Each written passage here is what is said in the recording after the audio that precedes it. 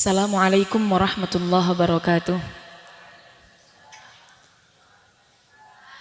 Alhamdulillahirabbil alamin wassalatu wassalamu ala asyrafil anbiya wal mursalin wa ala alihi wa sahbihi ajma'in. Amma ba'du. Yang kami hormati para masyayikh, para sesepuh, wabil khusus Kiai Muballigh, Kiai Muballighin, dan juga Kiai Miftah beserta Ibu Nyai selaku pengasuh pondok pesantren Tahfidzil Quran Matla'ul Huda Ambarawa, para kiai yang rawuh, para gawagis yang rawuh, para Ibu Nyai yang rawuh, dan juga teman-teman santri sekalian. Kalau di sini diamanahi untuk menyampaikan sedikit motivasi, maka berarti khitabnya kepada teman-teman santri, nyuwun sewu apabila nanti ada sedikit atau banyak hal yang kurang berkenan. Kaulo berbicara sebagai senior teman-teman santri dalam menghafal Al-Quran. Teman-teman santri di sini semua menghafal Al-Quran. Insya Allah, alhamdulillah. Menghafal Al-Quran tentu banyak sekali tantangannya. Apalagi di sini kaulo tadi dengar bahwa formal ada sekolahnya. Maka bekal yang harus kita siapkan yang pertama adalah pintar membagi waktu. Pintar membagi waktu. Panjenengan semua sekarang berada di masa emas kalian.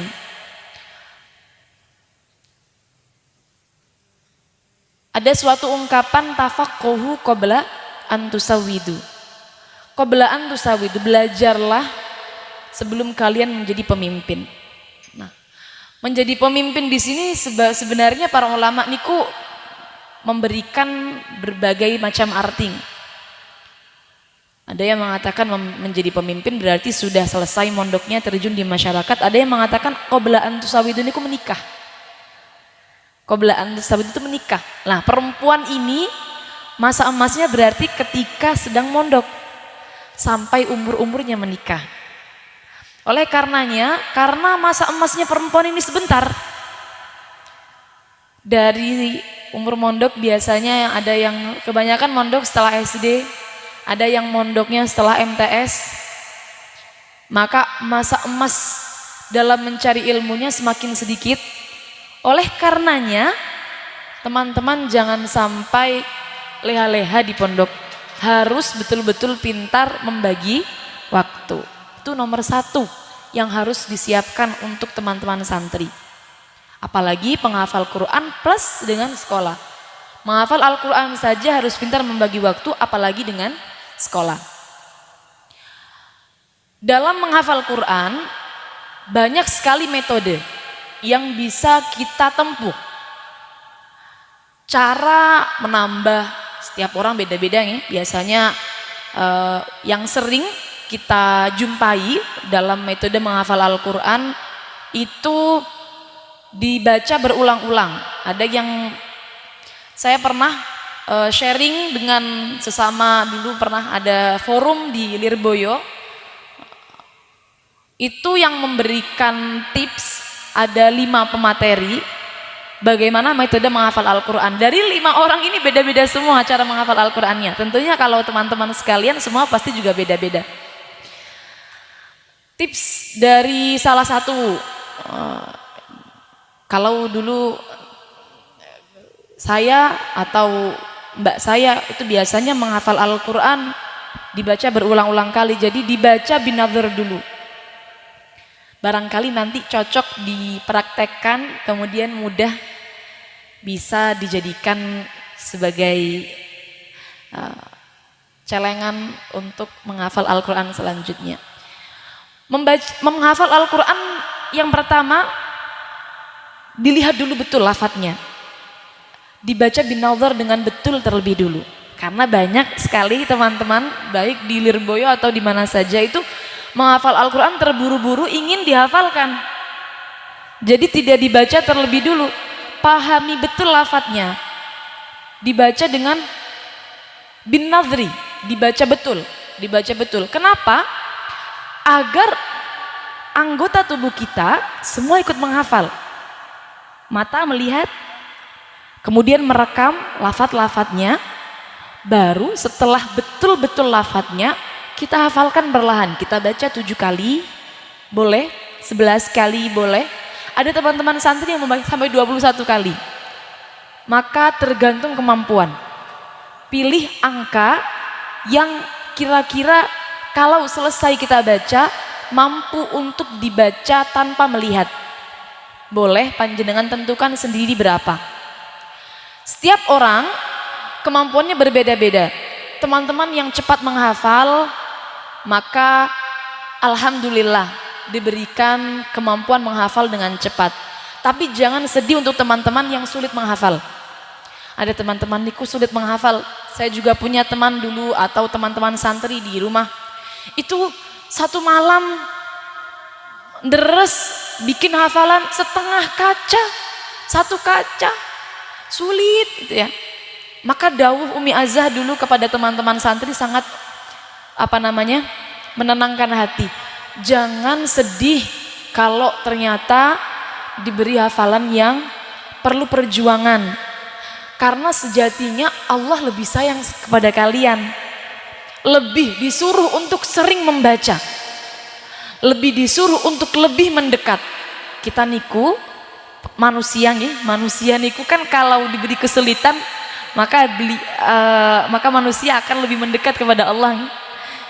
Nah, jadi kalau panjenengan kebetulan kebagian yang dalam menghafal itu perlu perjuangan yang lebih daripada teman-temannya, maka jangan bersedih. Pahalanya lebih banyak. Kalau di dalam hadisnya niku orang yang mudah dalam membaca Al-Quran maka dia akan bersama dengan malaikat yang mulia. Tapi kalau orang itu sulit membaca Al-Quran, ya tak bahasanya seperti itu, sulit membaca Al-Quran, maka pahala baginya adalah 2 pahala. Dia mendapatkan 2 pahala. 1 pahala dalam membaca Al-Quran, yang 1 pahala dalam kesulitannya itu, melalui kesulitan dalam membaca Al-Quran. Nah itu dia. Jadi teman-teman setelah dibaca berulang kali, kemudian baru tentukan angka yang setelah dibaca bisa ditutup hafalannya tanpa melihat. Kalau saya pribadi dulu dalam menghafal, kalau Rien senang menghafal itu baca artinya di sampingnya. Itu menurut kaulo lebih mudah untuk menyantolkan hafalan. Tapi tergantung setiap individu dalam menghafal. Nah, setelah sudah menghafal, maka bukan berarti beres kita ya. Ada proses murojaah.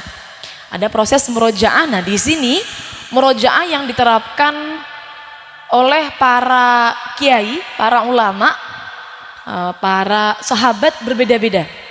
Bagi teman-teman yang belum selesai menghafal, belum selesai dalam tahap masih menghafal, saya sarankan mengikuti metode ini.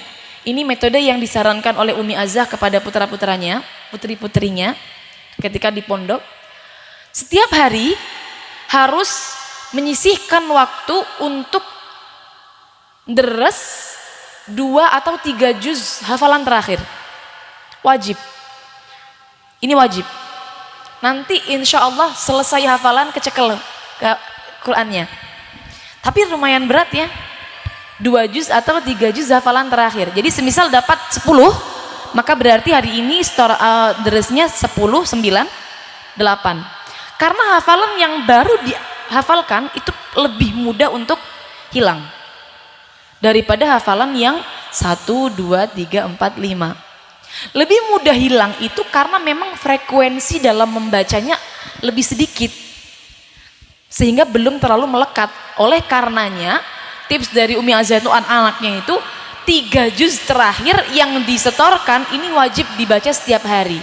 Ya kalau setorannya 10 berarti 10, 9, 8. 11 berarti ya 11, 10, 9. Seperti itu dan seterusnya sampai khatam.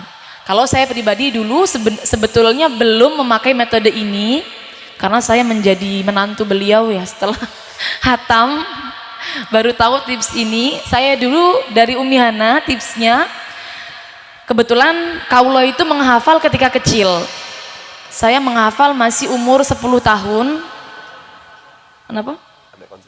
Enten kancane, di sini masih kecil-kecil nggih. Enten nggih Nyai masih nggih. SD menghafal, saya juga dulu menghafal ketika masih kecil. Saya sangat salut kepada teman-teman yang menghafal masih kecil langsung lancar. Karena saya dulu mungkin ada Mbak Asrul niku, teman dulu pondok Nyai. Itu saksi hidup kaulo. Saya itu kalau di pondok dulu mau deresnya ketika akan setoran mawon. Kalau tidak mau setoran tidak mau deres, sehingga umi kaulo memberikan tips kepada kaulo untuk melancarkan setelah saya selesai menghafal. Setelah saya selesai menghafal, umi memberikan tips seperti ini karena saya selesai menghafal kemudian melanjutkan mengaji kitab. Akhirnya saya diberikan tips oleh umi. Yang penting satu hari harus punya target dalam menghafal, dalam murojaah. Tentukan target yang bisa sampean baca. Jangan sampai dikodok. Jangan sampai kemudian ditunda. Jangan sampai telat. Dulu kaulo pertama memberikan target karena belum bisa banyak, maka 5 juz karena kaulo juga ikut sekolah kan. 5 juz. Kalau belum bisa bil ghaibi semua 5 juz, binadri nggak apa-apa. Binadri nggak apa-apa. Yang penting 5 juz tidak boleh dikodok, harus dibaca terus 5 juz. Seperti itu.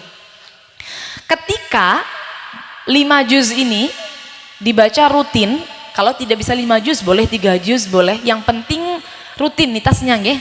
Jadi bukan seberapa banyaknya. Kalau kita deres satu hari 10 juz, sekali hataman kemudian libur 1 bulan, maka tentunya lebih baik yang satu hari 3 juz tapi tidak pernah libur. Karena keistiqomahannya nih loh yang dibutuhkan dalam murojaah, sehingga nanti hafalannya bisa melekat terus dibaca begitu. Nah, semisal panjenengan tentukan 3 juz atau 5 juz, kemudian juz 1 sampai juz 5 ini sudah agak mudah hafalannya. Nah, yang agak mudah jangan lihat Al-Quran, harus sambil buka tutup kalau tidak bisa, atau kalau bisa tutup sekalian. Ini dampaknya besar sekali dalam melancarkan hafalan. Kaulo pribadi sangat merasakan manfaatnya. Ini juga sebenarnya tips yang disampaikan oleh Bu Nyai Ismah Ulin Nuha almarhumah almaghfirlaha. Beliau kalau di dalam majelis alumni Yambu niku kalau menyampaikan juga seperti ini. Hafalan yang sudah agak bisa untuk nutup buka nutup, ya buka nutup, jangan dienak-enakkan untuk membaca terus, nanti tidak melekat-melekat, kata beliau seperti itu. Jadi umi pun juga mendauhkan seperti itu. Ternyata memang tipsnya seperti itu. Kalau sudah agak lancar 1 sampai 5, maka hafalannya, deresnya kalau bisa tutup sekalian, kalau tidak bisa buka tutup seperti itu sampai selesai. Nah, ini rutinitas harus dilakukan secara rutin ya. Rutin istiqomah. Kalau bisa tidak bolong. Insya Allah nanti pada waktunya akan diberikan kelancaran dalam menghafal Al-Quran. Yang tidak kalah pentingnya teman-teman santri sekalian dalam menghafal Al-Quran, selain kita membuat jadwal rutin murojaah, maka tentunya sholat malam tidak kalah pentingnya untuk teman-teman santri. Jangan sampai ditinggalkan walau rakaat ini. Umi Azza pernah mendahulukan kepada kaulo bahwa fadilah sholat witir diantaranya adalah bisa mencerdaskan otak, bisa memudahkan hafalan. Jadi setelah sholat malam 2 rakaat sholat witir, jangan sampai ditinggalkan. Ini satu paket. Dalam kitab Tibyan pun di sana menerangkan tentang adabi hamalatil Quran. Di situ disisipkan bahwa membaca Quran di malam hari dan juga qiyamul lail itu sangat penting. Berarti ini menandakan bahwa qiyamul lail itu satu kesatuan dengan penghafal Al-Quran. Jangan sampai ditinggalkan. Selain itu juga dalam menghafal Al-Quran, kita selain punya target berapa juznya, membacanya tidak boleh cepat-cepat. Nah, membaca yang berkualitas juga akan berdampak pada hafalan yang kita baca, yang kita hafal. Membaca yang berkualitas bagaimana? Sebenarnya Al-Quran itu boleh dibaca 3 macam. Boleh dibaca tahqiq atau tartil, boleh dibaca tadwir, tadwir, dan boleh dibaca hadr. Ada 3 tingkatan dalam membaca Al-Quran. Tahqiq atau tartil niki dibaca pelan sekira kalau didekte yang nulis nutut bisa ikut bareng nulis, maka namanya tartil atau tahqiq. Contoh mungkin A'udzu billahi minasyaitonir rajim. Bismillahirrahmanirrahim. La yuhibbullahul jahra bis-su'i minal qawli illa man zulim. Wa kana Allahu sami'an 'alima. Tapi mungkin kalau tidak ada lagunya mungkin ya, yang penting seperti itulah. Kira-kira kalau didektekan kemudian bisa ikut bareng menulis. Tingkatan yang paling pertama. Yang kedua tadwir. Tadwir berarti sedang. Sedang itu biasanya 1 juz 30 menit. Tadwir. Hadr yang paling cepat itu ya cepat, bacaan cepat. Tapi 3 cara membaca Al-Quran niki semuanya harus pakai tajwid. Tidak boleh tidak pakai tajwid. Tidak boleh serampangan. Gunnah harus tepat ke bawah. Panjang pendek harus ke bawah. Nah biasanya kalau di dalam majelis-majelis murojaah Quran, takutnya memburu hatam, akhirnya membacanya cepat tapi tidak pakai tajwid. Padahal pakai tajwid itu adalah wajib hukumnya, walaupun toh bacaannya dengan bacaan cepat. Yang paling direkomendasikan kalau semisal mau deres murojaah harian itu bacaan yang tadwir sebenarnya 1 juz 30 menit. Niku standar ya, standar dalam murojaah. Kalau nanti panjenengan 1 juz dibaca 45 menit, ini mungkin kalau hafalannya sudah mutqin, sudah melekat, maka boleh dipraktekkan. Tapi kalau teman-teman masih bingung dengan hafalan nambahnya, bingung dengan lancarinnya, maka pilih yang sedang mawon. Supaya targetnya juga kena. Kalau nanti kita ngikuti yang bacaan tartil, yang terlalu pelan 1 juz 45 menit kira-kira, nanti kira-kira kalau kita punya target 5 juz berarti berapa jam? 45 berarti kalau 2 juz mohon 1,5 jam. 1,5 jam berarti kalau 4 juz 3 jam. Nah ini nanti akhirnya nggak bisa ikut target. Jadi supaya ikut target maka boleh pilih bacaan yang sedang.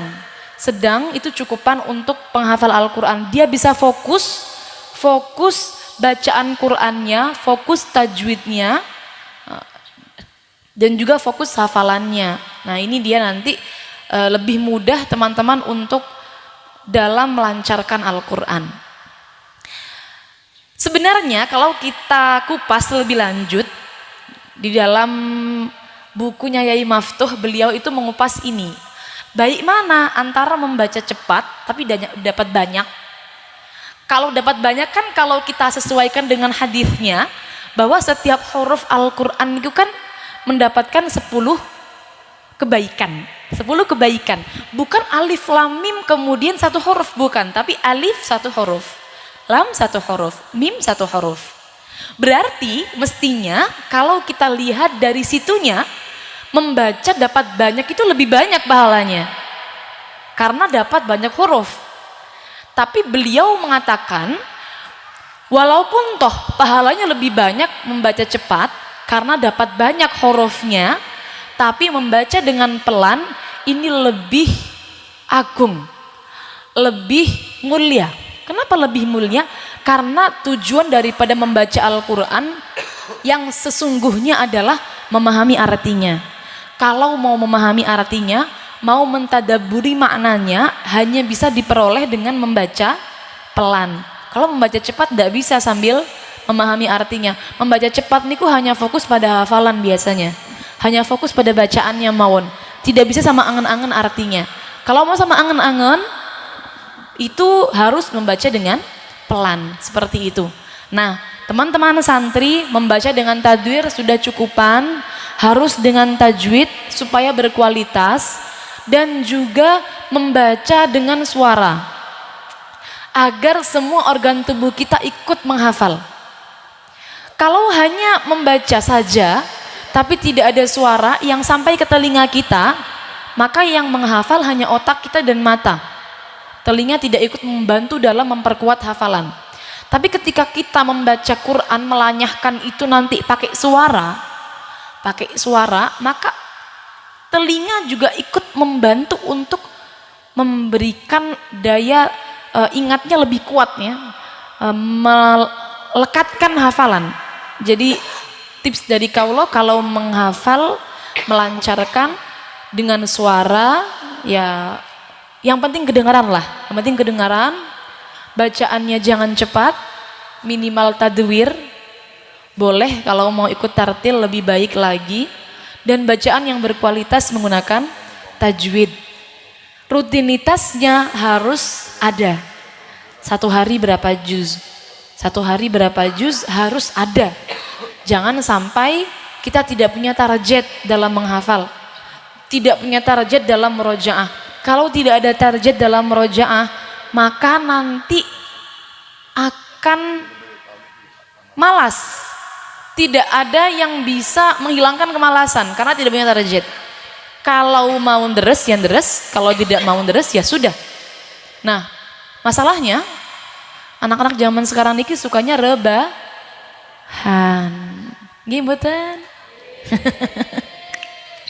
Apalagi kalau di rumah sudah ada yang namanya HP. Anak zaman sekarang HP-nan sambil nonton drakor. Sudah lengkap. Itu perjuangan kita sebenarnya dalam menghafal Al-Quran melawan itu. Bukan melawan penjajah, bukan melawan siapa, bukan. Tapi melawan diri kita sendiri. Melawan diri kita sendiri untuk tidak rebahan. Rebahan adalah pusat daripada kemunduran anak muda zaman sekarang. Karena dengan rebahan kemudian pingin yang enak-enak, pingin lihat film, pingin sembarang-barang tidur akhirnya. Baca Quran kalau dengan rebahan baru 1 lembar sudah ketiduran. Sebenarnya kalau kita bahas tentang adabnya dalam membaca Quran niku, adab yang paling baik seperti kita sowan kepada guru. Ya, Al-Quran kalamullah. Kalamullah mestinya kan seperti matur kepada Allah. Nah, kalau kita matur kepada guru saja menggunakan adab, apalagi matur kepada Allah. Maka paling baik ya dengan duduk menghadap kiblat seperti itu. Tapi boleh tidak sebenarnya dibaca dengan tidur, dibaca dengan berdiri, boleh. Fadhkurullaha qiyaman wa qu'udan wa 'ala junubikum. Boleh. Boleh, yang penting menutup auratnya. Teman-teman santri ini biasanya jangan sampai kemudian deres yang berkualitas itu sesuai dengan adab ya. Jadi walaupun adab ini secara kelihatannya itu tidak ada efeknya kepada hafalan kita, tapi kita nggak boleh meremehkan yang namanya barokah. Barokah itu bisa datang karena kita menjaga adab. Adab yang baik dalam menghafal Al-Quran, karena sejatinya sebenarnya lanyah kalian mboten niku adalah fadol. Lanyah niku fadol, bukan karena kita sergap deres kemudian lanyah, bukan. Niku sering sekali dilakukan oleh para ahli Quran nih, para bunyai Quran. Lanyah Quran itu adalah anugerah dari Allah, murni anugerah dari Allah. Ada orang yang terus dilalah dari yang diparingi lanyah. Seperti itu ada. Sehingga kenapa? Karena fadl dari Allah, maka tentunya menjaga adab kita kepada Allah penting sekali. Juga teman-teman semisal nanti deres, tujuannya juga jangan sampai hanya ingin lanyah.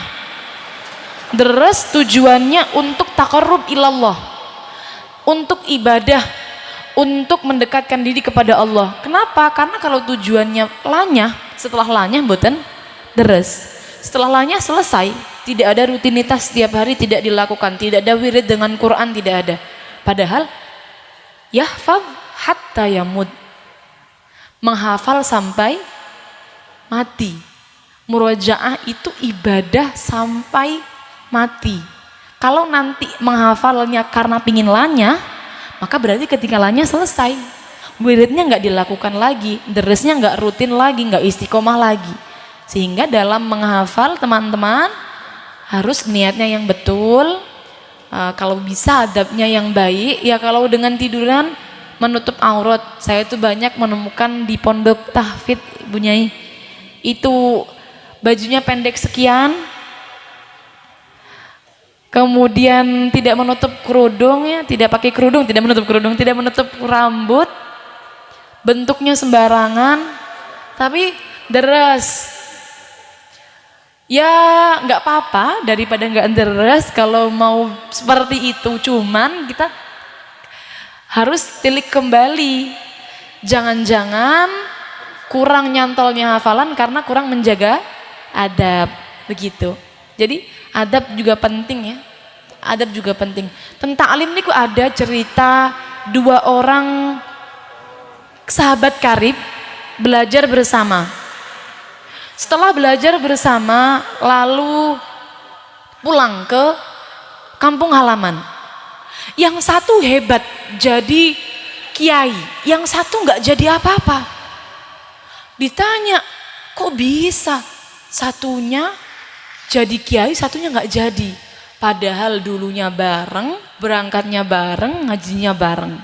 Ternyata ketika di pondok, yang satu menjaga adab, yang satu tidak menjaga adab.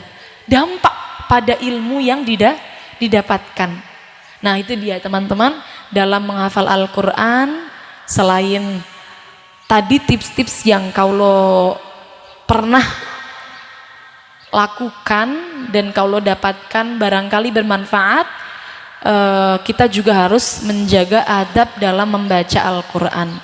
Panjenengan semua menghafal Al-Quran sudah tepat langkahnya, karena perempuan ini yang baik memang penghafal Al-Quran. Kalau di rumah tangga nanti kalau tidak hafal Al-Quran, hari-hari sambil masak niku ya masak doang. Tapi kalau menghafal Al-Quran, masak sambil deres, nyapu sambil deres, nyetrika sambil deres. Gimana pembuatan ibu-ibu nggih? Kalau umihana ngonten le dawuh ibu-ibu. Umihana niku dilalah beliau ketika menikah dengan abah kaulo belum hatam. Jangankan lancar, belum hatam. Yang lancar mungkin masih 10 tapi belum hatam.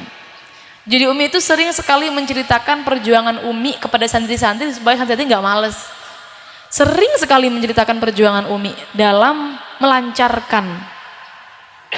Setelah punya anak satu, dalam keadaan hamil beliau sampai menghatamkan Quran. Jadi wisuda niku hamil besar. Belum lancar sama sekali, kata Umi. Umi itu khotaman wisuda, khotmil Quran ketika wisuda niku sambil melirik Quran. Soalnya dereng lancar. Tapi setelah itu Umi ngaos ten Banyai Zuhriyah Munawir, ten Maunah Sari.